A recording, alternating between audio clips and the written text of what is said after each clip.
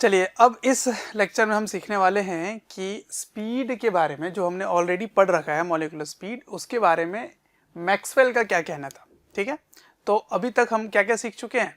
Kinetic theory of gases, उसकी kinetic theory क्या है, अजम्पशन क्या है, कितने लॉज आए, लॉज के बाद हमने स्पीड, आरएमएस स्पीड को किया डिराइव, जिसको प्रेशर को उससे रिलेट करने वाला, फिर सीपी, सीवी और मिक्सचर का सीपी, सीवी और गामा और डिग्री ऑफ फ्रीडम। ठीक है, ये सब हमने कर लिया है।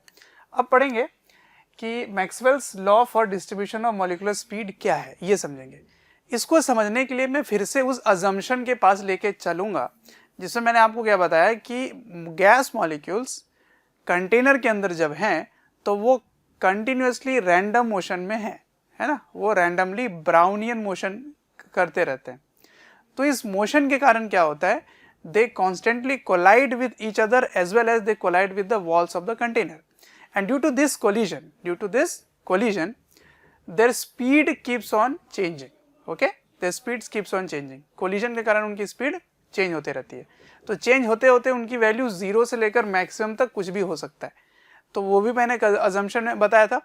तो मैक्सवेल का यही कहना था कि ये जो स्पीड है, स्पीड, इसकी वैल्यू 0 से इन्फिनिटी, और इन्फिनिटी हमारे लिए क्या है, स्पीड ऑफ लाइट, उससे ज़्यादा नहीं हो सकता। तो उसकी वैल्यू कुछ भी हो सकती है। ठीक है, तो अगर कुछ भी हो सकता है तो एक पर्टिकुलर स्पीड में थोड़ा सा जो चेंज होगा उसकी जो काउंटिंग होगी, कितने गैस मॉलिक्यूल ऐसे हैं जिनकी स्पीड यहां से लेकर यहां तक के बीच में है, उसकी काउंटिंग मैक्सवेल ने किया था। ठीक है, उसने एक फंक्शन डिराइव किया और वो जो फंक्शन है वो स्टैटिस्टिक्स से निकाला। जैसे अगर अपने क्लास में किसी मतलब जितने भी स्टूडेंट्स हैं इनकी एवरेज हाइट अगर निकाला जाए, तो जब एवरेज मतलब टोटल हाइट निकालोगे, एक एवरेज कैलकुलेट करोगे, तो जो एवरेज नंबर आएगा उतने के आसपास उनकी काउंटिंग ज़्यादा होगी, उतने बच्चों की काउंटिंग ज़्यादा होगी जिनकी एवरेज के आसपास होगी। ठीक है, और जिसकी हाइट सबसे कम हो उसकी काउंटिंग बहुत कम होगी, और जो बहुत लंबा है उसकी भी काउंटिंग बहुत कम होगी। तो मैक्सिमम की भी काउंटिंग कम है और मिनिमम की भी काउंटिंग कम है, और ऑन एन एवरेज सभी गैस मॉलिक्यूल जो है, जो मैक्सिमम काउंटिंग होगी वो एक पर्टिकुलर स्पीड के कोरस्पॉन्डिंग ज़्यादा काउंटिंग होगी। ये स्टैटिस्टिक्स पे बेस्ड है। ठीक है, तो उसने ही डिराइव किया, और स्पीड के बारे में उसने कंक्लूजन क्या निकाला वो मैं बताता हूँ। तो सबसे पहले उसने एक फंक्शन बताया। ये फंक्शन आपको याद रखने की ज़रूरत नहीं है। ठीक है, ये v का मतलब है स्पीड, ये है नंबर डेंसिटी। ओके, तो ये जो फंक्शन है ये आता है 4 पाई n, n का मतलब हो गया टोटल नंबर ऑफ मॉलिक्यूल्स। ठीक है, ये हो गया 4 pi n into m by 2 pi kbt whole to the power 3/2 into V square into ये जो e है ना यहाँ पर, इसके पावर में आएगा mv स्क्वायर बाई 2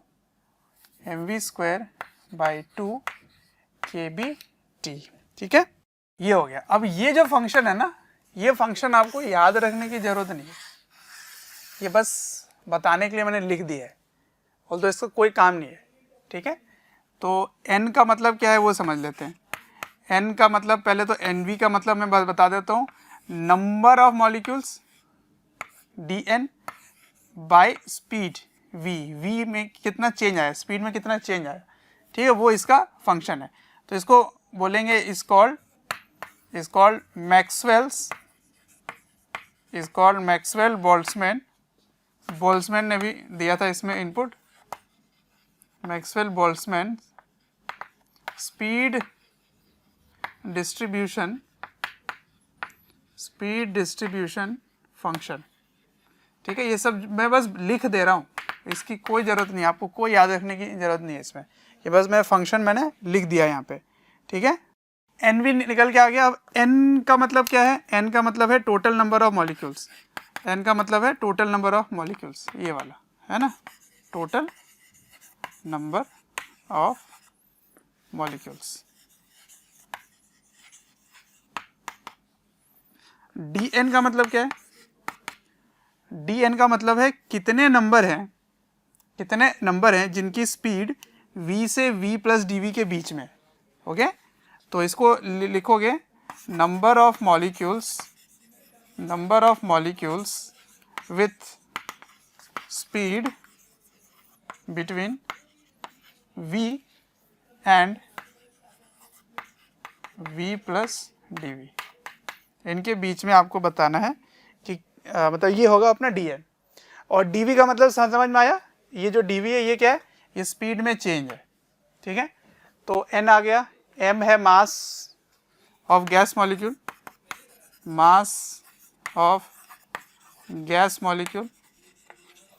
ठीक है, और n है total number of molecules, m है मास ऑफ गैस मॉलिक्यूल, ये हो गया, k भी अपना बोल्ट्जमैन कांस्टेंट है और T अपना टेम्परेचर है। ठीक है, T क्या है? अपना एब्सोल्यूट टेम्परेचर।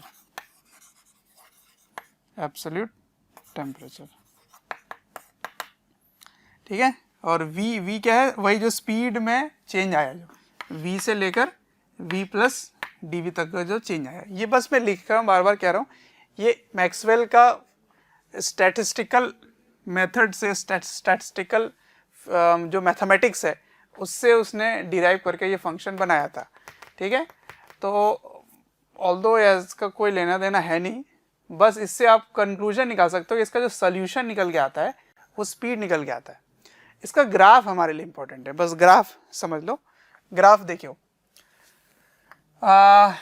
इसने जो ग्राफ बनाया वो नंबर डेंसिटी, ये NV जो है, V मतलब स्पीड, N मतलब नंबर, तो is called Maxwell's Boltzmann speed distribution function. ये जो y में है इसको x में उसने क्या रखा? स्पीड, v स्पीड रखा। तो v और v प्लस dv के बीच में कितने मॉलिक्यूल्स हैं उनकी काउंटिंग यहां पर रखते हैं। तो इसका ग्राफ ऐसे निकल के आता है, ऐसा। ठीक है, इस तरह से निकल के आता है। अब इस ग्राफ से कंक्लूजन क्या निकल के आएगा वो देखो। एक ऐसा स्पीड है जिसकी कोरस्पॉन्डिंग काउंटिंग बहुत ज्यादा है। इधर क्या आएगा? काउंटिंग आएगा, है ना, काउंटिंग। तो इस स्पीड को बोलेंगे मोस्ट प्रोबेबल स्पीड, जिसकी काउंटिंग बहुत ज्यादा है। ठीक है, मोस्ट प्रोबेबल स्पीड एक ऐसी स्पीड है जिसकी काउंटिंग गैस मॉलिक्यूल में बहुत ज़्यादा है। मतलब आप अगर ऐसा करके उठाओ गैस मॉलिक्यूल को, तो ऐसा स्पीड जो सबसे ज़्यादा गैस मॉलिक्यूल के पास है उस स्पीड का नाम है मोस्ट प्रोबेबल स्पीड। ठीक है, उसके बाद आता है एवरेज स्पीड। ठीक है, ये अपना एवरेज स्पीड, मीन, और सबसे कम क्या आता है? RMS, मतलब काउंटिंग उनकी कम है पर इसकी मैग्नीट्यूड ज़्यादा है। ठीक है, इनकी मैग्नीट्यूड ज़्यादा है। तो मैं इनकी वैल्यूज़ लिख देता हूँ, ये बहुत इंपॉर्टेंट है, ये आपको याद रखना पड़ेगा। ठीक है, देखो अभी तक आपने केवल RMS पढ़ा था, VRMS पढ़ा था। VRMS क्या आता है? √3RT/m। अब RT बोलो तो यहाँ पे मॉलिक्यूलर मास आ जाएगा, और अगर नंबर ऑफ एवोगैड्रो नंबर यानी कि नंबर ऑफ मॉलिक्यूल से इसको अगर आप रिप्लेस करो तो R/Na, एवोगैड्रो नंबर से जब डिवाइड होता है तो ये बोल्ट्जमैन कांस्टेंट बन जाता है, तो kBT/m, ये हमने पढ़ रखा है। पर अब दो और आएंगे जिनको बोलेंगे, एक को बोलेंगे मीन, है ना, या एवरेज भी बोलते हैं, या एवरेज। इसकी वैल्यू देखो क्या आती है, 8/π/RT/m, ये बोलेंगे। ठीक है, या फिर अगर बोल्ट्जमैन कांस्टेंट से अगर उसको वैल्यू रखो तो kBT/πm, ये आ जाता है। ठीक है, और तीसरा जो है वो है मोस्ट प्रोबेबल मोस्ट प्रोबेबल में आएगा 2RT/m। ये सब आपको याद रखना है। ये सब कहाँ से आ रहा है? तो इसी फंक्शन का सोल्यूशन है। इसको कैसे सॉल्व किया उसने, ये सब हमें नहीं पढ़ना है, पर उसको सॉल्व करने के बाद ये आंसर आता है, ये हमें बस याद रखना है, ठीक है। या फिर इसको बोलेंगे 2kBT/m, ठीक है। ये हो गया। तो मोस्ट प्रोबेबल, RMS और एवरेज, ये तीन हमें जानना है। तो देखो इसकी वैल्यू अगर आप देखो तो सबसे ज़्यादा वैल्यू है RMS, फिर है मीन, फिर है मोस्ट प्रोबेबल स्पीड। तो इनको कंपेयर करने आपको आना चाहिए। अब इसको अगर आप सॉल्व करें तो सॉल्व करके भी वैल्यू आप रिप्लेस कर सकते हैं। इतना पहले कॉपी करो, मैं वहाँ पे लिख देता हूँ एग्जैक्ट वैल्यू, ठीक है। लिख लिया तो ये आ जाता है 1.732, है ना। अगर इसको √3 लिखा जाए, इतना टाइम्स kBT/m, ये आ जाता है 1.60 √kBT/m, और ये आ जाता है 1.414 √kBT/m, ये आ जाता है, ठीक है। इसका मतलब ये है 0.92 टाइम्स VRMS, और ये है 0.82 टाइम्स VRMS, ठीक है। RMS का कितना टाइम्स ये कितना टाइम है, ये हमने डिराइव कर लिया। तो आप कंपैरिजन में क्या लिख सकते हैं? RMS is greater than VRMS, VRMS is greater than V mean, and V mean is greater than most probable speed. इतना काफ़ी है हमारे लिए, ठीक है। ये आपको कुछ याद करने की जरूरत नहीं है, बार बार कह रहा हूँ एक ही चीज़। अब इस ग्राफ से कंक्लूजन काफ़ी चीज़ें निकलती हैं, ये हमें सीखना है। इस ग्राफ के बारे में सीखते हैं, ठीक है। तो ग्राफ में चर्चा करते हैं। पहली चीज़, इसका एरिया क्या देगा? इसका एरिया देगा, अगर आप देखो यहाँ पे, तो इंटीग्रेशन NV/dV, ये फ्रॉम 0 टू इन्फिनिटी, ये क्या देने वाला है? तो देखो ये क्या है, dN/dV, इसको dV से मल्टीप्लाई करोगे तो dN रह जाएगा, और dN का इंटीग्रेशन n हो जाएगा। तो n का क्या मतलब है? टोटल नंबर ऑफ मॉलिक्यूल्स, ठीक है ना। तो इसको आप सॉल्व करोगे तो क्या आएगा, dN/dV इंटू dV, तो dV कैंसिल, तो integration of dN is n, मतलब टोटल नंबर ऑफ मॉलिक्यूल्स, तो इसका एरिया क्या देता है? टोटल नंबर ऑफ मॉलिक्यूल्स देता है। तो area under this and this is total number of molecules, ठीक है। Also this is at particular temperature. अगर आप टेम्परेचर बढ़ाएंगे तो क्या होगा, ये देख लेते हैं, ठीक है। और इस ग्राफ से क्या समझ में आ रहा है कि इसके जो मैक्सिमम वैल्यू है ना, मोस्ट प्रोबेबल स्पीड जो है, उसके लेफ्ट में देखो तो एरिया कम है, और इसके राइट का एरिया ज़्यादा है। इसका मतलब number of molecules having speed less than most probable speed is less, है ना। काउंटिंग अगर लिया जाए नंबर ऑफ मॉलिक्यूल्स का जिसके मोस्ट प्रोबेबल स्पीड से कम है, उसकी काउंटिंग कम है, और उससे ज़्यादा काउंटिंग ज़्यादा है ना। ये भी समझ में आ गया हमें। चलिए ठीक है, फिर अभी इस पर और चर्चा करते हैं यहाँ पर, है ना। इतना कॉपी करो, वापस आते हैं उसी कर्व पे, ठीक है। तो मैंने जो समराइज किया वो यहाँ पे लिख दिया है कि ये जो कर्व है, इसका जो एरिया है वो क्या देता है। इसका एरिया आप ऐसे समझ सकते हैं कि मान लीजिए ये V है, ये V स्पीड है ना। तो V और V प्लस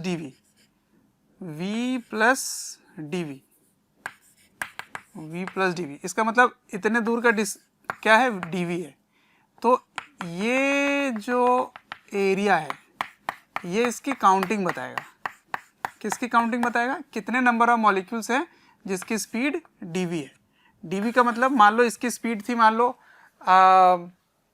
200 मीटर पर सेकेंड, बहुत रैंडमली बहुत तेज ये चल रहा है।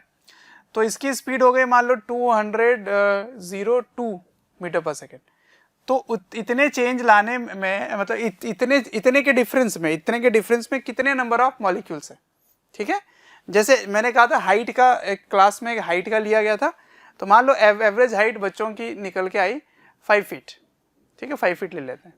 तो एक पर्टिकुलर नंबर ले लेते हैं, लेट्स से 5.5 फीट, 5.5 फीट।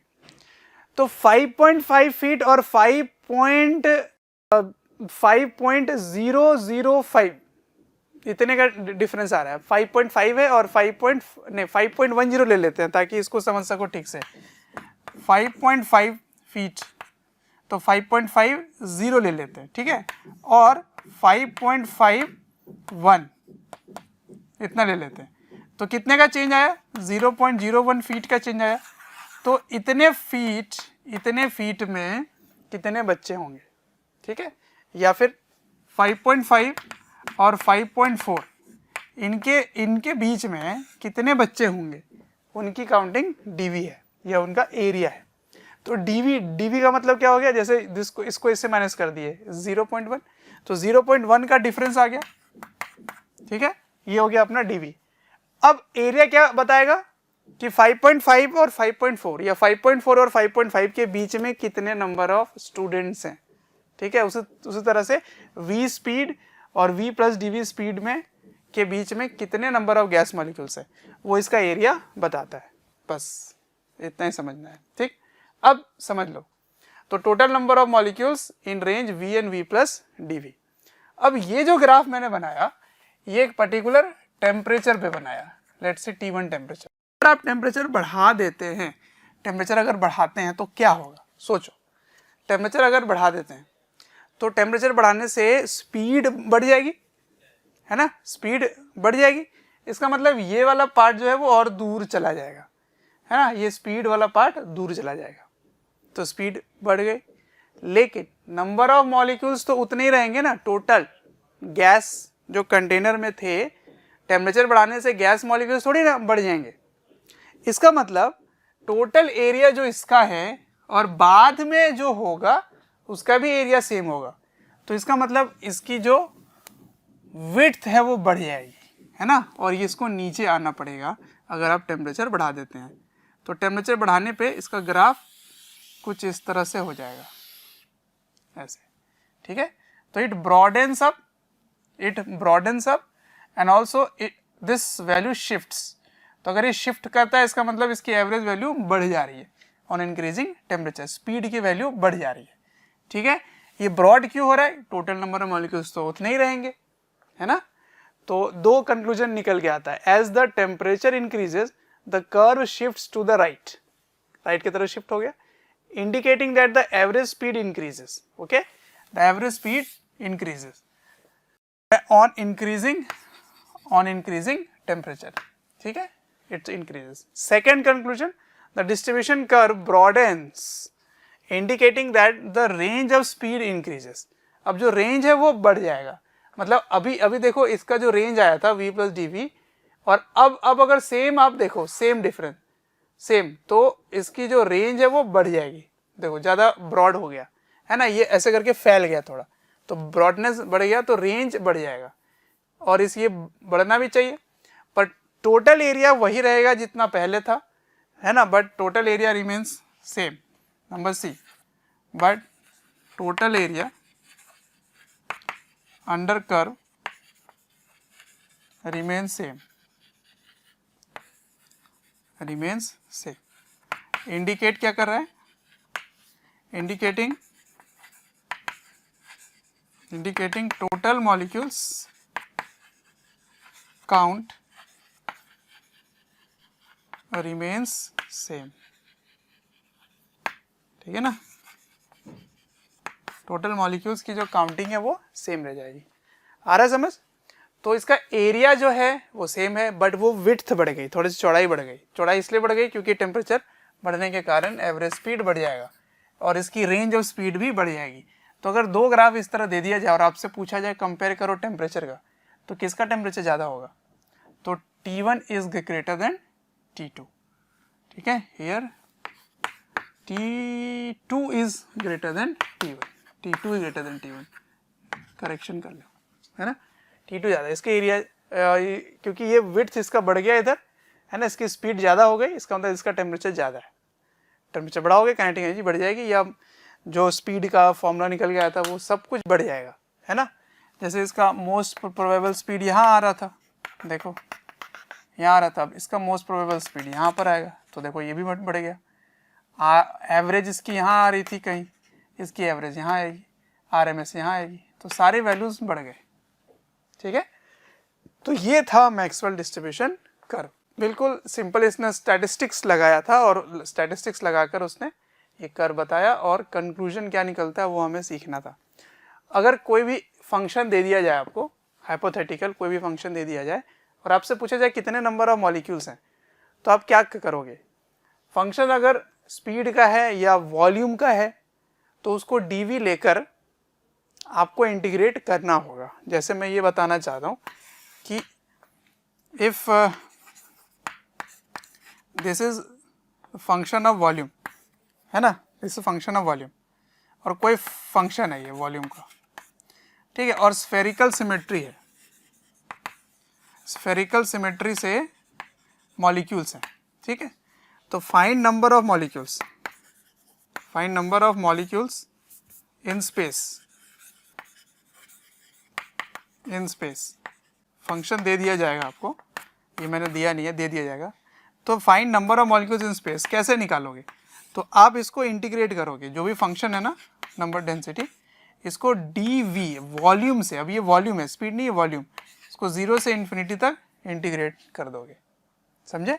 और वॉल्यूम कैसे लेंगे? स्फेरिकल सिमेट्री का वॉल्यूम ऐसे लेते हैं 4πr² dr, ठीक है, और ये जो फंक्शन है ना वो एक्चुअली r का ही फंक्शन आपको मिलेगा, क्योंकि स्फेरिकल सिमेट्री है तो r तरीके से गैस मॉलिक्यूल का डिस्ट्रीब्यूशन है, तो ये डिस्ट्रीब्यूशन कर्व दिया रहेगा, okay, and this is volume. But यहाँ पे ये स्पीड है, ये स्पीड है, ठीक है, ये स्पीड है। तो 4πr² dr ऐसा क्यों किया मैंने? क्योंकि 4πr² हो गया एरिया, और एरिया को थिकनेस से जब मल्टीप्लाई करते हैं तो ये बन जाता है वॉल्यूम। क्या बन जाता है? वॉल्यूम, ठीक है ना। तो वॉल्यूम आ गया, और वॉल्यूम एलिमेंटल वॉल्यूम, छोटा सा एलिमेंटल वॉल्यूम जब इससे मल्टीप्लाई करेंगे तो इंटीग्रेट करने पे ये आंसर आ जाता है। समझ में आया? तो 0 से इन्फिनिटी लेंगे। इन्फिनिटी क्यों लेंगे? क्योंकि पूरे स्पेस की बात हो रही है और इसके मुकाबले डिस्टेंस बहुत ज़्यादा होगी, r के मुकाबले पर्टिकुलर जो स्पेस में लेके जाओगे वो बहुत ज़्यादा होगी। तो हो सकता है फंक्शन कुछ ऐसा बने कि इन्फिनिटी रखने पे वो कैंसिल हो जाएगा या 0 हो जाएगा। तो मैं बस ये आपको एक्स्ट्रा नॉलेज दे रहा हूँ कि अगर ऐसा कोई क्वेश्चन हाइपोथेटिकल क्रिएट कर दिया जाए, क्योंकि वो इसी से कंसेप्ट बनाकर वो बना रहे हैं, इसने भी स्टैटिस्टिक लगाया और उसने स्पीड के बारे में डिस्ट्रीब्यूशन कर्व किया, और ये है नंबर ऑफ मॉलिक्यूल्स, तो इसका भी नंबर ऑफ मॉलिक्यूल्स एरिया से आता है, बट ये वॉल्यूम का फंक्शन है, वॉल्यूम का, और वॉल्यूम के फंक्शन से अगर नंबर ऑफ मॉलिक्यूल्स निकाला जाए तो आप एलिमेंटल पार्ट लोगे 4πr² dr, ठीक है। ये बस अलग से है, ये नोट कर लो, बस ये एक्स्ट्रा नॉलेज है, दिस इज एक्स्ट्रा नॉलेज, ये इससे लेना देना नहीं है, पर ये आना चाहिए आपको, है ना। ऐसे भी अगर आ गए तो कैसे डील करेंगे। और ये था एरिया पे कि अगर एरिया चेंज किया जाए तो क्या चेंजेस दिखाई देंगे, ठीक है। और ये सब हटा दो, इसकी कोई ज़रूरत नहीं है, तो हाइट के लिए मैं बता रहा था आपको ना, थोड़ा सा डिफरेंस के लिए कितने काउंटिंग होंगे वो इसकी वैल्यू बताता है, ठीक है। चलिए अब इसको नोट डाउन कीजिए। आई होप समझ गए हो कि मैक्सवेल डिस्ट्रीब्यूशन कर्व क्या होता है। बिल्कुल थ्योरेटिकल सी बात है और कोई बड़ी चीज़ नहीं है, इसको नोट डाउन कर लीजिए। ना ही वो फंक्शन याद रखना है ना, वो उसको याद करने की जरूरत नहीं है, सिर्फ टेम्परेचर का डिपेंडेंसी, इसका एरिया क्या देता है, और वो फंक्शन एक्चुअली में क्या है, वो काउंटिंग है। किसकी काउंटिंग है? v और dv के बीच में कितने मॉलिक्यूल्स हैं, ठीक है। चलिए अब इसका नेक्स्ट पार्ट पढ़ते हैं, जिसमें कोलिजन के बारे में बात होगी। कोलिजन इसमें भी हो रहा था, कोलिजन के कारण स्पीड बढ़ रहा था। अब हम उसमें मीन फ्री पाथ पढ़ेंगे, वो इंपॉर्टेंट है क्वेश्चन पॉइंट ऑफ व्यू। तो मैं कह रहा था मीन फ्री पाथ क्या होता है उसको समझ लेते हैं। मीन फ्री पाथ, देखिए जब भी गैस मॉलिक्यूल मूव कर रहे होते हैं तो उनकी जो कोलिजन होती है, वो कोलिजन, दो कोलिजन होने के पहले कितना एवरेज डिस्टेंस मूव किए हैं उन्हीं को बोलते हैं मीन फ्री पाथ, ठीक है। तो the average distance traveled by a molecule between two successive collisions with other molecule is called mean free path, ठीक है। तो mean free path क्या होता है? दो मॉलिक्यूल के बीच का जो कोलिजन होता है, मतलब दो मॉलिक्यूल जब कोलाइड कर रहे होते हैं तो कोलिजन के जस्ट पहले वो कितना डिस्टेंस कवर किए हैं वो उसी को क्या बोलेंगे, मीन फ्री पाथ। ठीक है, अब उसको आप रिजल्ट जो है वो याद रखना आपके लिए इंपॉर्टेंट है। मीन फ्री पाथ को डिनोट करेंगे लैम्डा से, और लैम्डा की वैल्यू यानी कि मीन फ्री पाथ की वैल्यू होती है 1/√2 n into pi d square, ये होता है। अब ये कैसा आया ये मैं डिराइव करके दिखा देता हूँ, ऑल्दो सिलेबस में नहीं है इसकी डेरिवेशन, बट फिर भी मैं आपको बता देता हूँ कैसे आया। लेकिन ये सारे टर्म क्या डिनोट करते हैं वो इंपॉर्टेंट है, वो आप समझ लीजिए यहीं पर ही हाथों हाथ। n का मतलब है नंबर ऑफ मॉलिक्यूल्स, लेकिन पर यूनिट वॉल्यूम, ये बहुत इंपॉर्टेंट है। पर यूनिट वॉल्यूम, ये नंबर तो है पर यूनिट वॉल्यूम है। इसका मतलब यहाँ पे टोटल नंबर ऑफ मॉलिक्यूल्स को वॉल्यूम से अगर डिवाइड कर दें वो इसके बराबर है, तो इसका मतलब वॉल्यूम ऊपर में, समझ रहे हो? तो इसमें डायरेक्टली प्रोपोर्शनल है वॉल्यूम के, ये ध्यान रखना आप। ठीक है, उसके बाद डी क्या है, डी है diameter of gas molecule, diameter of gas molecules. ठीक है, ये है डायमीटर ऑफ गैस मॉलिक्यूल्स। अच्छा, n है number of molecules per unit volume, यानी कि total number of molecules divide by volume. Alright, तो ये इसकी डेरिवेशन बताता हूँ कैसे आया ये। सबसे पहले जो मैं डिराइव करने वाला हूँ मीन फ्री पाथ के लिए, उसमें अजम्पशन लिया गया। क्या? पहली अजम्पशन कि जब दो मॉलिक्यूल के बीच का कोलिजन देखेंगे उस समय बाकी मॉलिक्यूल्स मूव कर रहे हैं, बिल्कुल नहीं, बाकी मॉलिक्यूल्स को रेस्ट में मान लेंगे। ठीक है, मतलब अभी मैं कर रहा हूँ डिराइव, जैसे मान लो ये एक गैस मॉलिक्यूल है, गैस मॉलिक्यूल यहाँ पर, और इसके सामने एक और गैस मॉलिक्यूल होगा यहाँ पर, इधर होगा, ठीक है, यहाँ भी होगा, ऐसे होंगे। तो मैं अगर इस गैस मॉलिक्यूल का मूवमेंट देख रहा हूँ तो कितना एवरेज डिस्टेंस कवर किया, तो मैं इस गैस मॉलिक्यूल का डिस्टेंस कैलकुलेट करना चाह रहा हूँ। उस समय अजम्पशन मैंने क्या लिया कि बाकी जो गैस मॉलिक्यूल है, जो यहाँ पर गैस मॉलिक्यूल होगा वो मूव नहीं कर रहा, ये अज्यूम कर रहे हैं। दूसरा अजम्पशन क्या है, सभी के सभी गैस मॉलिक्यूल जो हैं वो स्फेरिकल शेप के हैं और उनकी डायमीटर है d, स्फेरिकल शेप है जिसकी डायमीटर d है। ठीक है, इसका मतलब यहाँ से यहाँ की डिस्टेंस क्या होगी, यहाँ से यहाँ की डिस्टेंस, ये इसकी रेडियस हो गई यहाँ से यहाँ तक, और यहाँ से यहाँ तक की क्या डिस्टेंस हो जाएगी, डायमीटर। तो ये कंप्लीट हो गया डायमीटर। ठीक है, तो दो अजम्पशन है। पहली अजम्पशन, एक ही गैस मॉलिक्यूल का मूवमेंट देख रहे हैं, उस समय बाकी गैस मॉलिक्यूल को अज्यूम कर रहे हैं कि वो रेस्ट पर है। दूसरी अजम्पशन, इसकी जो शेप है वो स्फेरिकल है और हर गैस मॉलिक्यूल जो है वो आइडेंटिकल शेप के हैं, जो स्फेरिकल शेप के हैं, और उनकी डायमीटर क्या है, d है। ठीक है, अब सुनिए, ऐसा मान के चलते हैं कि इस गैस मॉलिक्यूल के सेंटर्स टू सेंटर की जो डिस्टेंस है वो क्या है, सेंटर से सेंटर के बीच की डिस्टेंस d है। समझ रहे हो? तो जब तक d डिस्टेंस कवर ना हो तब तक कोलिजन नहीं होगा। तो मिनिमम डिस्टेंस जो कवर करना है, मिनिमम, वो d होना चाहिए। मतलब दो गैस मॉलिक्यूल के बीच की डिस्टेंस मिनिमम d होनी चाहिए, डायमीटर वाली। ठीक है, अब इस गैस मॉलिक्यूल और इस गैस मॉलिक्यूल के सेंटर्स को ज्वाइन करके एक सिलेंडर बना लेते हैं। ठीक है, सिलेंडर बना लेते हैं, ऐसे सिलेंडर। अब ये ऐसा इसलिए बनाया क्योंकि ये गैस मॉलिक्यूल जब आगे बढ़ रहा होगा तो इतने इसके इस सिलेंडर के अंदर जितने भी गैस मॉलिक्यूल्स होंगे, जितने भी मॉलिक्यूल्स होंगे उनसे कोलाइड करने वाला है, तो उतने कोलिजन्स भी होने वाला है। ठीक है, तो मान लीजिए इसकी जो डिस्टेंस है t टाइम पे, उसने डिस्टेंस कवर की है, एवरेज स्पीड, इसको एवरेज से, एवरेज इस तरह डिनोट करते हैं, इनटू टाइम, इतना डिस्टेंस इसने कवर किया। किसने? इसने। कितने से मूव कर रहा है, v एवरेज से मूव कर रहा है। ओके, और इसने t टाइम पे इतनी डिस्टेंस कवर किया है। तो इतने सिलेंडर के अंदर जितने भी गैस मॉलिक्यूल्स होंगे उन सबसे कोलाइड करने वाला है ना।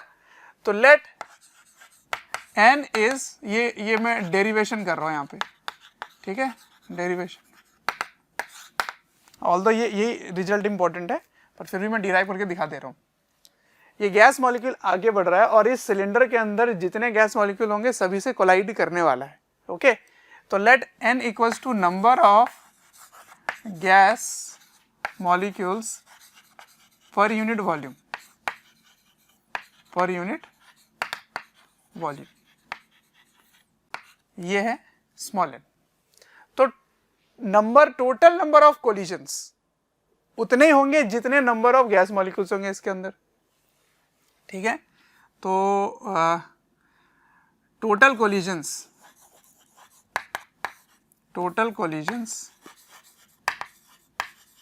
Is equals to total number of gas molecules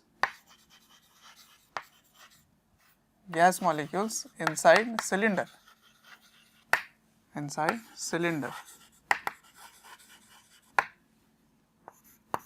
अब इस सिलेंडर की वॉल्यूम क्या होगी, उस वॉल्यूम को n से मल्टीप्लाई कर दूंगा तो टोटल नंबर ऑफ मॉलिक्यूल्स आ जाएंगे और उतने ही कोलिजन होने वाले हैं। तो पाई रेडियस देखिए इस सिलेंडर की रेडियस क्या होगी, इस सिलेंडर की रेडियस वही होगी जो डायमीटर ऑफ गैस मॉलिक्यूल है ना, क्योंकि इस सेंटर से यहाँ की डिस्टेंस रेडियस, फिर यहाँ से यहाँ की भी डिस्टेंस रेडियस, तो total diameter of the gas molecule हो गया जो कि रेडियस ऑफ सिलेंडर है। क्लियर?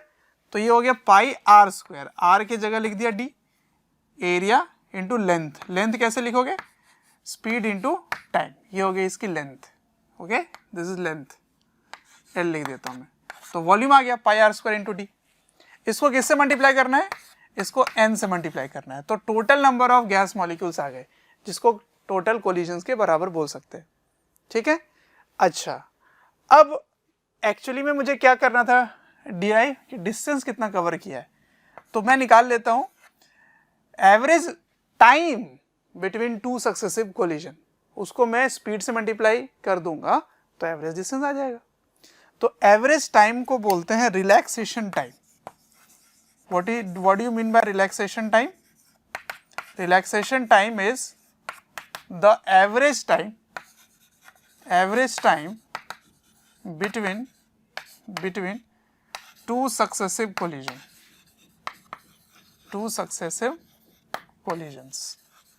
दो collision के बीच का एवरेज टाइम क्या कहलाता है, रिलैक्सेशन टाइम, कोलाइड होने के जस्ट पहले। ठीक है, अच्छा इसको डिनोट करेंगे ये टाउ से, जो टॉर्क वाला नहीं था वही टाउ वाला सिंबल। ठीक है, ये होगा average time between two successive collision, जिसको टेक्निकल टर्म में क्या बोलेंगे, रिलैक्सेशन टाइम। अब ये टाइम कैसे निकालोगे, टाइम निकालने के लिए आपको क्या करना होगा कि टोटल टाइम आपने कितना कंसीडर किया, उसमें कितने नंबर ऑफ कोलिजन्स हुए, वही होगा average time between two successive collision. इसका मतलब पर कोलिजन उसको कितना टाइम लगा, पर कोलिजन कितना टाइम लगा। अगर टी टाइम में इतने कोलिजन्स हो रहे हैं तो पर कोलिजन कितना टाइम लगेगा, तो उसको कैसे निकालोगे, टाउ, टाइम जो है, टाइम एक तरह का टाइम हो गया, इसकी वैल्यू क्या हो गई, इसकी वैल्यू हो गई time taken per collision. Okay, तो total time is T and total number of collision is pi d square into v average into T into n. ये हो गया अपना रिलैक्सेशन टाइम। कैसे मैंने निकाला, total time by total number of collisions, तो per collision कितना time होगा ये निकल आया। तो यहां से टी और टी कैंसिल हो गए, तो ये आ जाता है 1 by pi d square, okay, pi d square into n into v average, ये एवरेज स्पीड है। ठीक है, वी एवरेज। पर मुझे डिस्टेंस निकालना था, डिस्टेंस जिसको क्या बोलते हैं, मीन फ्री पाथ। तो मीन फ्री पाथ क्या होगा, lambda is average distance equals to average speed into average time, that is relaxation time. ठीक है, ये एवरेज स्पीड है, एवरेज स्पीड। अब एवरेज स्पीड v है और रिलैक्सेशन टाइम ये रहा 1/πd² into n into v average. तो v average gets cancelled up, लेकिन यहाँ पर जो आपकी वैल्यू निकल के आई उसमें √2 नहीं दिख रहा। वो इसीलिए क्योंकि हमने अजम्पशन क्या लिया था कि बाकी गैस मॉलिक्यूल मूव नहीं कर रहे, बट एक्चुअली में सभी गैस मॉलिक्यूल रैंडमली मूव कर रहे होते हैं। तो डिराइव मैंने किया था उसको रेस्ट में लेकर, पर जब तक ये यहां पहुंचेगा तब तक ये भी कुछ दूर चल चुका होगा। तो एक्चुअली में जब आप सभी गैस मॉलिक्यूल का मोशन लेंगे तो एक √2 का फैक्टर मल्टीप्लाई हो जाता है। ठीक है, ये एक्सपेरिमेंटली प्रूवन चीज है।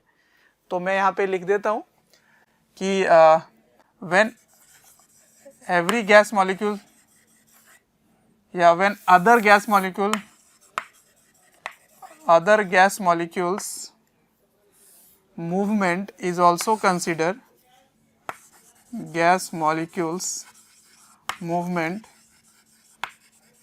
also considered, then we multiply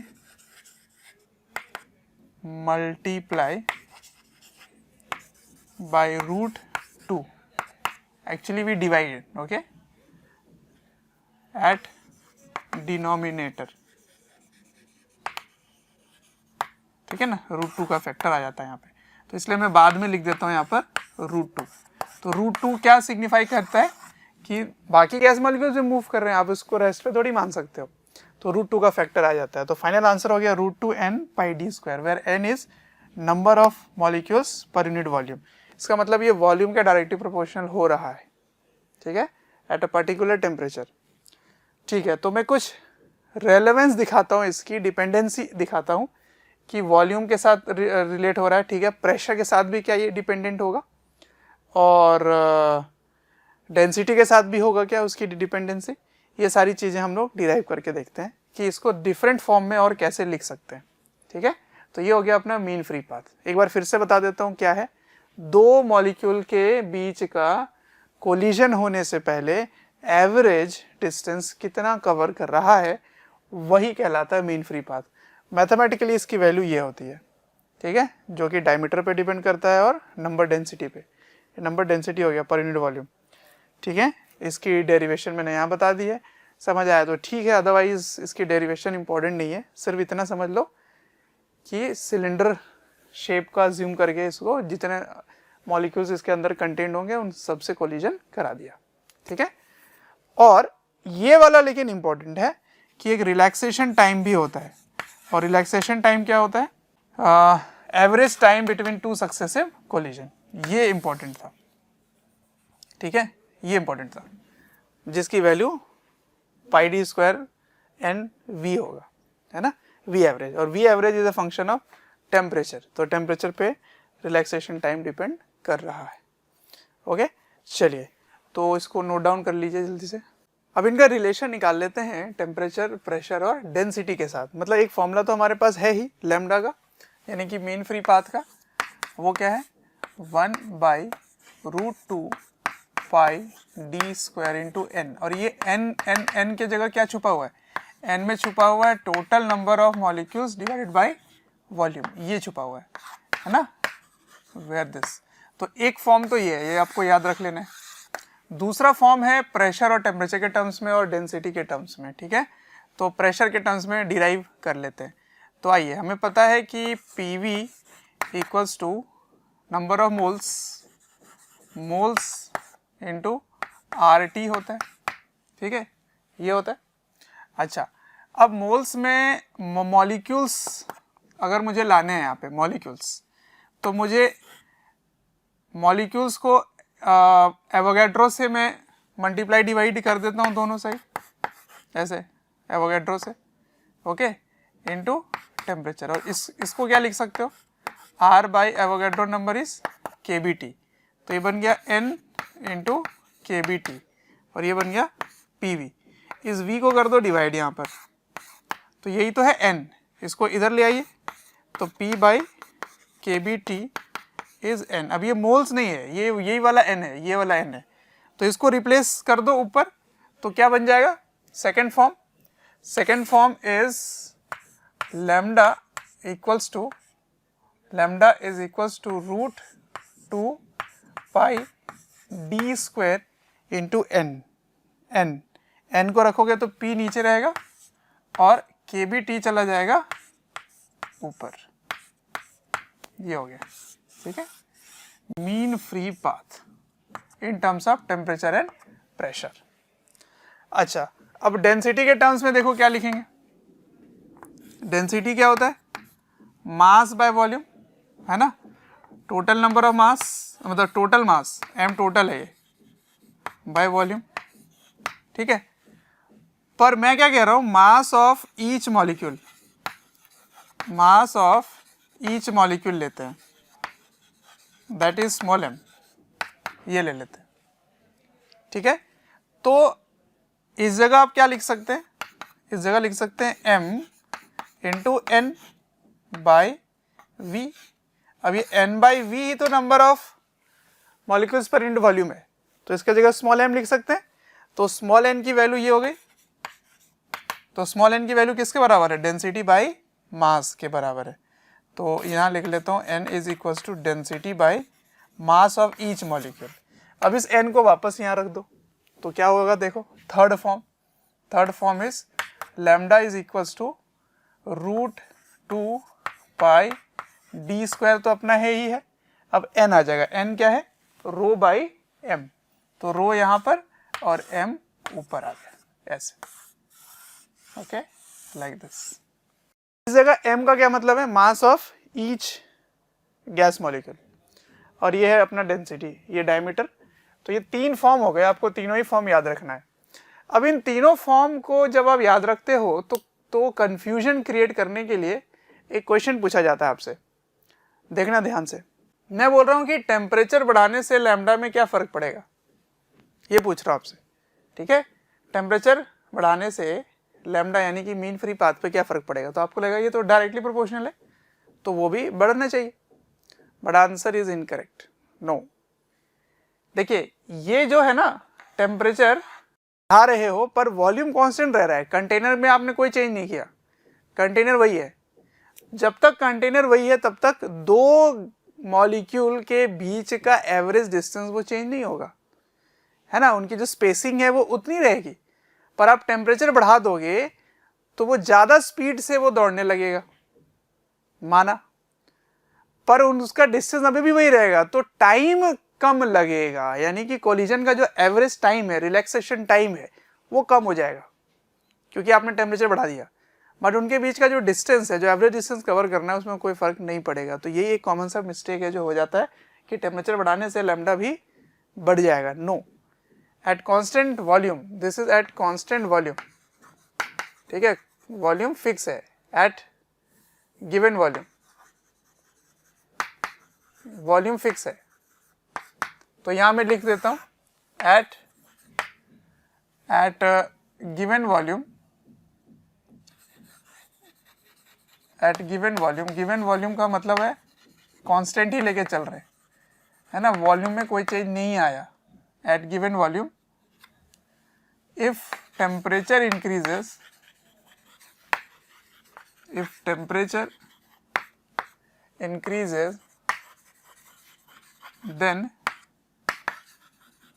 then the average collision time decreases because v average, है ना, स्पीड, एवरेज स्पीड जो है, then average speed increases, average speed बढ़ जाता है, then average speed increases, but thus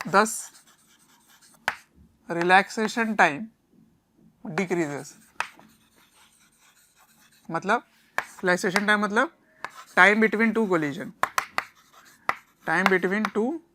collision, ये डिक्रीज हो जाता है, बट लैम्डा रिमेन्स अनचेंज्ड, ठीक है। ये चीज बहुत इंपॉर्टेंट है समझना। आपको लगता है कि यहाँ पे डायरेक्टली प्रोपोर्शनल है तो बढ़ जाएगा। देखो टेम्परेचर बढ़ाओगे तो प्रेशर भी उतना ही बढ़ जाएगा क्योंकि वॉल्यूम कांस्टेंट है ना, P by T कांस्टेंट रहेगा पूरे टाइम। तो if you increase this will also increase at the same proportion so that this ratio remains constant. Therefore lambda remains constant. There is no change in the average distance between the two gas molecule. ठीक है, तो ये point बहुत important है, समझ लेना। इस पे क्वेश्चन आते हैं, कंफ्यूजिंग पार्ट है ये जिसमें ऑप्शंस मिस्टेक हो जाता है। तो टेम्परेचर बढ़ाने से क्या चेंज होता है? एवरेज स्पीड चेंज हो जाता है। एवरेज स्पीड बढ़ेगा, टेम्परेचर बढ़ाओगे एवरेज स्पीड बढ़ेगा और लैम्डा जो है वो डिक्रीज हो जाएगा। बट आप समझ रहे हो कि लैम्डा सॉरी टाउ डिक्रीज हो जाएगा। आप समझ रहे हो कि लैम्डा जो होता है वो वी एवरेज इंटू टाउ होता है। तो इसका प्रोडक्ट कांस्टेंट रहेगा, ये बढ़ेगा तो ये कम हो जाएगा, इसका प्रोडक्ट कांस्टेंट रहेगा, है ना। तो ये बात हो गई। अच्छा, नेक्स्ट, अगर टेम्परेचर चेंज कर रहे हो such that there is also change in volume, ठीक है, तो ऐसे केस में फिर टेम्परेचर पे डिपेंड करेगा, ठीक है। बट कांस्टेंट वॉल्यूम पे, जब वॉल्यूम में कोई चेंज नहीं आ रहा तब अगर टेम्परेचर चेंज करोगे तो लैम्डा में कोई चेंज, तब लैम्डा में कोई चेंज नहीं आएगा, ठीक है। नेक्स्ट, प्रेशर पे कैसे डिपेंड कर रहा है? प्रेशर पे, तो प्रेशर के इनवर्सली प्रोपोर्शनल है अगर टेम्परेचर कांस्टेंट है, ठीक है। तो एट कांस्टेंट टेम्परेचर या at given temperature lambda is inversely proportional to pressure, ठीक है। टेम्परेचर अगर फिक्स है तो इसके इनवर्सली प्रोपोर्शनल होगा। Okay, now let us come to density. Lambda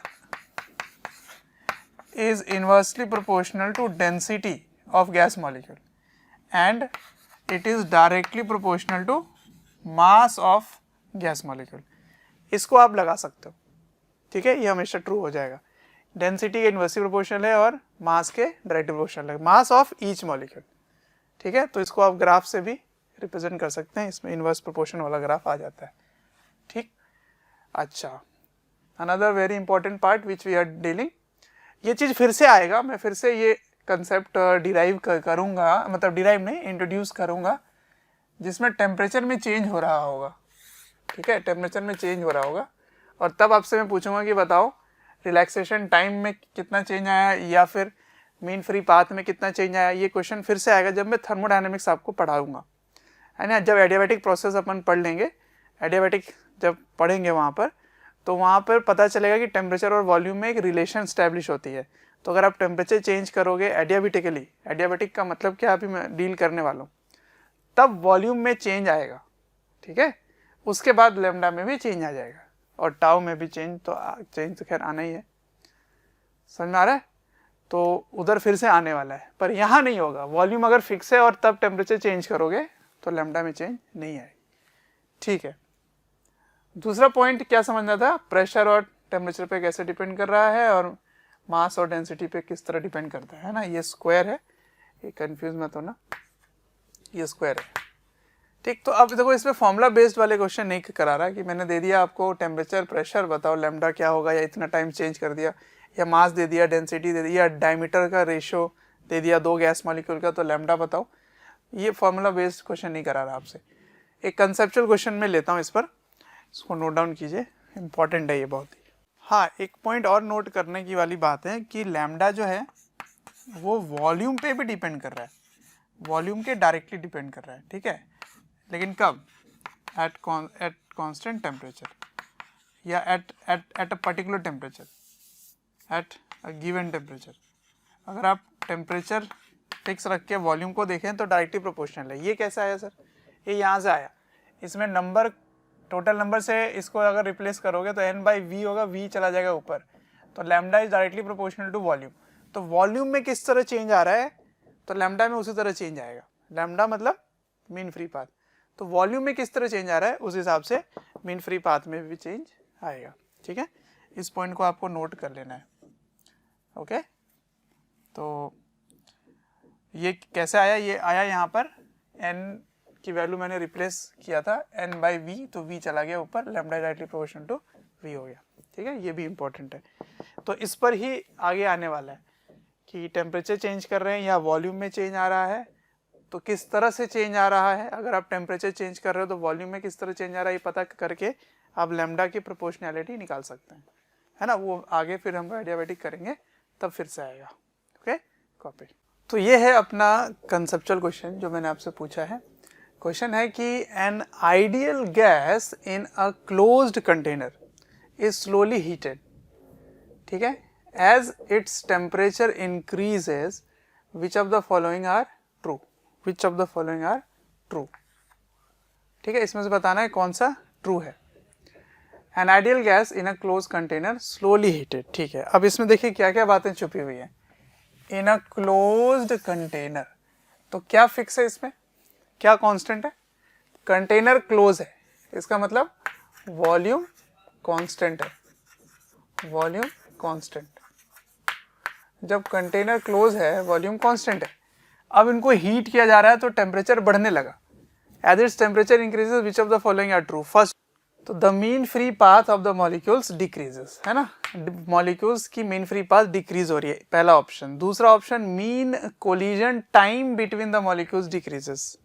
और तीसरा, मतलब मोर देन वन करेक्ट है, ठीक है, मोर देन वन, क्योंकि इसमें लिखा है आर ट्रू। तीसरा, the mean free path remains unchanged, the mean collision time remains unchanged. मतलब आपको टाइम और डिस्टेंस के बीच में ऑप्शन चूज करना है। तो देखिए मैंने आपको बता दिया है कि क्लोज कंटेनर है तो वॉल्यूम कांस्टेंट है, और वॉल्यूम कांस्टेंट होने पे जब टेम्परेचर बढ़ता है तो टेम्परेचर बढ़ने से मीन फ्री पाथ में कोई चेंज नहीं आता, है ना। क्यों, क्योंकि लैम्डा की जो प्रोपोर्शनैलिटी है वो T/P है ना, T/P। तो ये बढ़ेगा तो ये भी बढ़ेगा, है ना, at constant volume, at volume constant रहेगा तब। Okay, therefore there is no change in the mean free path. तो yes, option number C is correct. तो mean free path remains unchanged. This is correct. अब time के बारे में हम क्या बोल सकते हैं, मैंने बताया था कि टेम्परेचर बढ़ेगा वैसे ही स्पीड बढ़ेगी, एवरेज स्पीड बढ़ेगी, एवरेज स्पीड बढ़ेगी तो कम समय में सेम डिस्टेंस कवर हो जाएगा। तो एवरेज कोलिजन टाइम जो है, एवरेज कोलिजन टाइम उसमें डिक्रीज जरूर हो जाएगा, दैट इज रिलैक्सेशन टाइम। तो mean free time remains unchanged, no, this is incorrect. The mean collision time between the molecules decreases. Yes, this is correct. This is incorrect. So the answer is only B and C. ठीक है, तो B और C आएगा। ठीक है, समझ आया।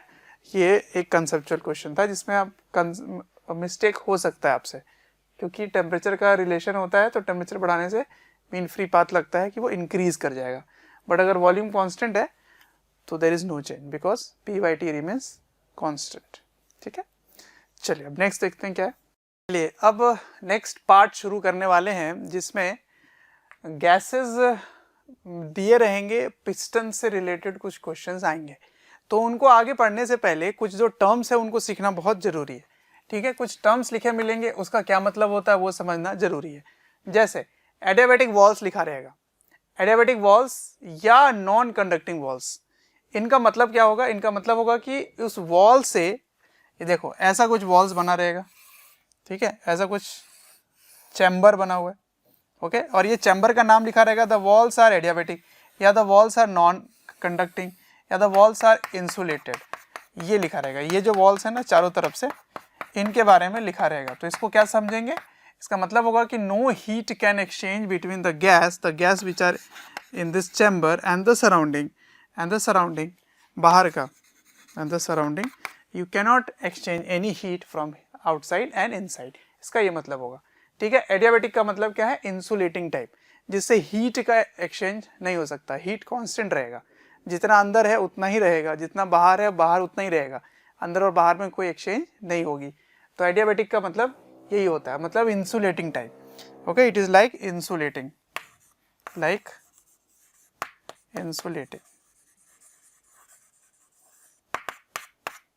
ठीक है। अब मूवेबल, नेक्स्ट टर्म मिलेगा आपको मूवेबल पिस्टन। इसका क्या मतलब है, देखिए ध्यान से, मान लीजिए ऐसा चैम्बर बना हुआ है यूं, ठीक है, ये चैम्बर है। अब इस चैम्बर में एक पिस्टन है, और वो जो पिस्टन है वो कुछ ऐसा है, ऐसा कुछ पिस्टन है, और ये जो पिस्टन है ये मूवेबल लिखा हुआ है, क्या लिखा हुआ है, movable. Movable piston, movable piston, ठीक है। मूवेबल पिस्टन का मतलब क्या होगा, यहाँ पर गैस, कुछ गैस है, इसका मतलब क्या होगा, इसका मतलब होगा कि इक्विलिब्रियम पूरे टाइम मेंटेन्ड है। इक्विलिब्रियम किसके बीच में, ये पिस्टन के बीच, पिस्टन में जो फोर्स लग रहा है वो यहाँ से एक फोर्स लग रहा होगा, किसके द्वारा, यहाँ गैस है, इधर का गैस से जो फोर्स लग रहा है वो कैसे लिखेंगे, तो उसके लिए मैं एक फॉर्मूला बताता हूँ आपको जो आगे जरूरत पड़ेगी। यहाँ पे मैं लिख देता हूँ, प्रेशर होता है, प्रेशर होता है फोर्स बाय एरिया, ठीक है। ये परपेंडिकुलर फोर्स बोलते हैं, इस एरिया के परपेंडिकुलर जो फोर्स है वही फोर्स लेंगे, by area is called force. तो फिर फोर्स क्या लिख सकते हैं, pressure into area is force, pressure into area is force. तो यहाँ लिखोगे pressure of gas into area is the force from this side. और हमेशा प्रेशर से जो फोर्स डेवलप होती है वो दबाने की कोशिश करती है ना, वो कंप्रेसिव होता है, तो ये इस डायरेक्शन में ही फोर्स लगने वाला है, ऐसे हमेशा दबाने की कोशिश करेगा। अब बाहर में हो सकता है यहाँ पर एटमॉस्फेरिक प्रेशर हो, एटमॉस्फेयर के कारण जो प्रेशर लग रहा है वो हो, तो वो भी प्रेशर का फोर्स इसको दबाने की कोशिश करेगा, क्योंकि प्रेशर का फोर्स हमेशा कंप्रेसिव होता है। तो इधर से क्या फोर्स लगेगा, पी नॉट मान लेते हैं, चलिए एटमॉस्फेरिक प्रेशर को चलो एटीएम लिख लेते हैं, एटमॉस्फेरिक प्रेशर इनटू एरिया। तो इधर का फोर्स और इधर का फोर्स बराबर होगा, क्योंकि ये मूवेबल है। सब सोचो, खुद से करो इमेजिन, मान लो इसका प्रेशर ज़्यादा होता अगर पहले, तो क्या करेगा, ये ज़्यादा से इसको पुश करेगा तो पिस्टन मूव हो जाएगा, मूव होकर फिर क्या होगा कि वॉल्यूम में हो जाएगी, वॉल्यूम इंक्रीज हो जाएगा। तो अगर वॉल्यूम इंक्रीज हो गया तो प्रेशर डिक्रीज होना पड़ेगा, क्योंकि टेम्परेचर अगर कांस्टेंट चल रहा है तो टेम्परेचर कांस्टेंट वाले ही बात होगी, तो वॉल्यूम बढ़ेगा तो प्रेशर कम हो जाएगा, तो अल्टीमेटली ये जो प्रेशर है वो इसके बराबर हो जाएगा।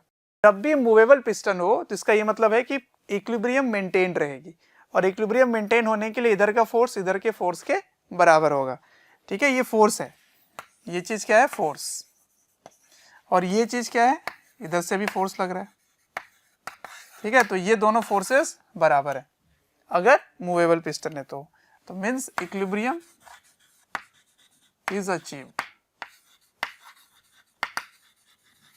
And if there are only two pressure involved, or there are only two gases involved, then you can say the pressure is also same.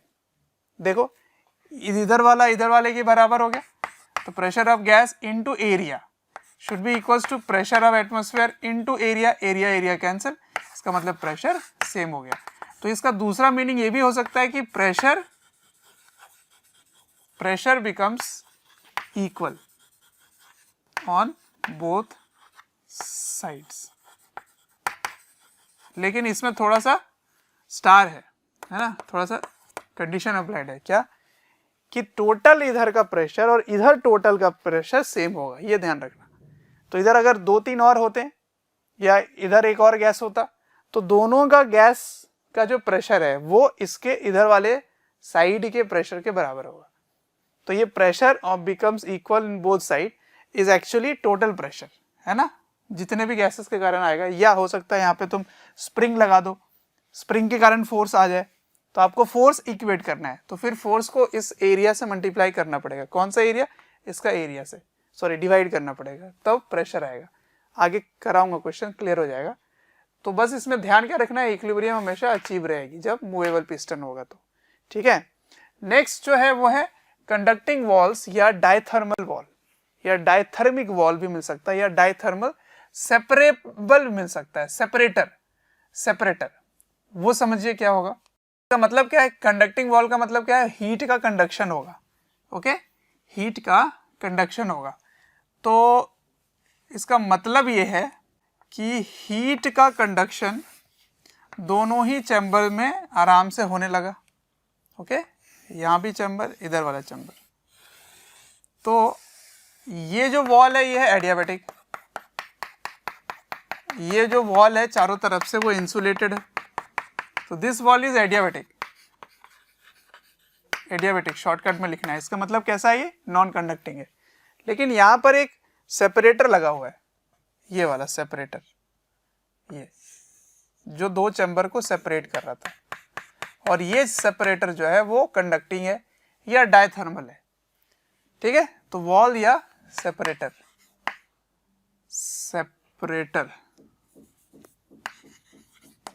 Separator. तो सोचिए ये क्या कर रहा है, दो चैम्बर्स बनाने में हेल्प कर रहा है, chamber A and chamber B, ठीक है। तो अगर ये कंडक्टिंग है तो दोनों साइड से हीट का कंडक्शन होगा, तो जिधर का टेम्परेचर ज्यादा होगा उधर से हीट फ्लो होगी, किधर, जिधर टेम्परेचर कम है उधर। अल्टीमेटली क्या होने वाला है, अगर हीट का फ्लो होता है तो कब तक फ्लो होता है, जब तक दोनों साइड की टेम्परेचर बराबर ना हो जाए, जब तक इक्विलिब्रियम थर्मली अचीव ना हो जाए। तो थर्मल इक्विलिब्रियम अचीव हो जाएगा, इसका मतलब इधर का जो टेम्परेचर है और इधर का जो टेम्परेचर है वो सेम हो जाएगा। तो आपको क्या कंक्लूजन निकालना है, कंडक्टिंग वॉल से टेम्परेचर बिकम्स इक्वल, ठीक है, temperature becomes equal on both sides. इसका ये मतलब आप कंक्लूड करेंगे जब भी कंडक्टिंग लिखा हो या डायथर्मिक लिखा हो, डायथर्मिक। अब इन दोनों में भी कोई डिफरेंस है क्या सर, इन दोनों में कोई डिफरेंस है क्या? एक डिफरेंस है, ऑल्दो दोनों से टेम्परेचर बराबर हो जाएंगे, बट दोनों में एक छोटा सा डिफरेंस है कि अगर कंडक्टिंग सेपरेटर होगा तो इमीडिएटली हीट का फ्लो हो जाएगा, एकदम फास्ट फॉरवर्ड होगा, और डायथर्मिक सेपरेटर अगर होगा तो स्लोली हीट का फ्लो होगा, स्लो मूवमेंट होने वाला है, ठीक है। तो ये चीज बस नोट कर लीजिए, ये डिफरेंस आ जाएगा। नोट डायथर्मिक वॉल्स या सेपरेटर और separators conducts heat in a slow process, conducts heat slowly,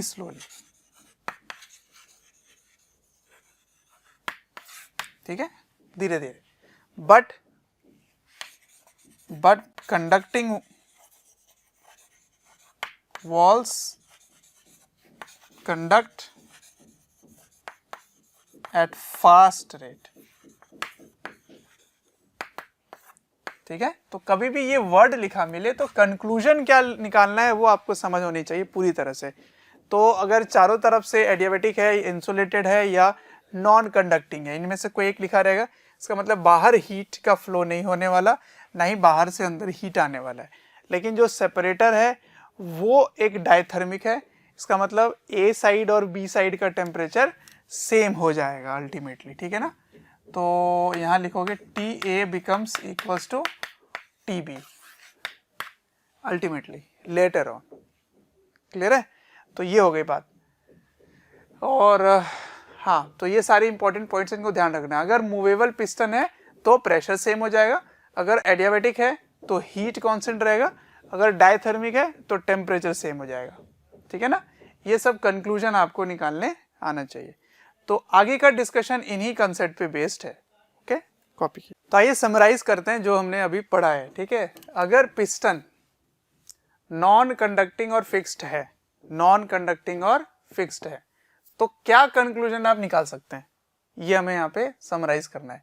तो क्योंकि ये नॉन कंडक्टिंग है तो टेम्परेचर के बारे में आप कुछ भी नहीं बोल सकते कि दोनों चैम्बर्स में, आपको आंसर इसको किस तरह फिल करना है, दो चैम्बर्स हैं उनके बीच में आप क्या बोल सकते हैं। जैसे ये चैम्बर है अपना, इधर ऐसे बना लेते हैं, दो चैम्बर्स हैं ऐसे, ठीक है, और इस चैम्बर में ऐसे वॉल, ऐसे पिस्टन बना हुआ है ना, ये पिस्टन है अपना, तो ये अपना 1 है और ये 2 है। तो इनमें क्या क्या आप सेम या डिफरेंट या क्या बोल सकते हैं।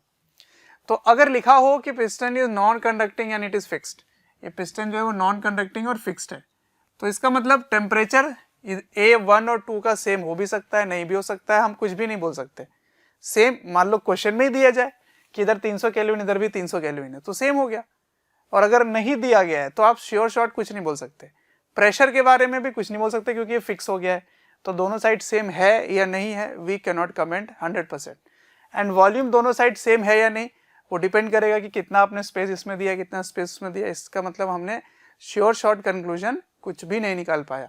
तो यहाँ पे बोलोगे नो कमेंट्स, ठीक है, कुछ कमेंट नहीं कर पाओगे आप, श्योर कमेंट्स नहीं हो पाएगा, ठीक है, नो कमेंट्स,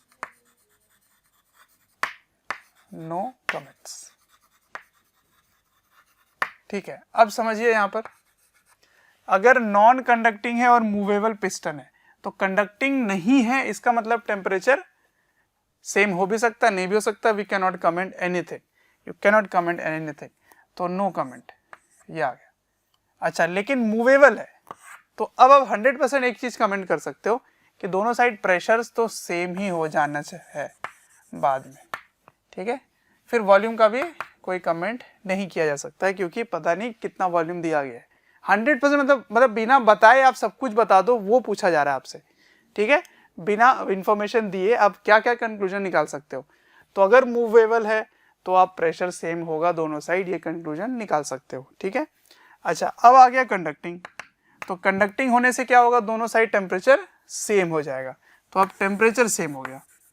अच्छा, उसके बाद ये फिक्स लिखा हुआ है, तो फिक्स है तो you can not say that pressure will be same और नॉट, सो नो कमेंट। अच्छा, मैं नो इसलिए लिख रहा हूँ ऑल्दो प्रेशर सेम नहीं होगा, बट हो सकता है प्रेशर आपने पहले ही से सेम ले लिया है, उसके लिए मैं इसको जनरलाइज कर रहा हूँ नो कमेंट्स।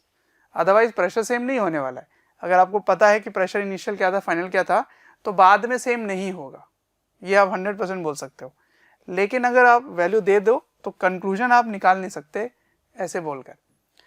उसी तरह वॉल्यूम में भी नो कमेंट आप करोगे कि आप नहीं बोल सकते क्या होगा, तो वॉल्यूम वाला पार्ट तो रहने ही दो।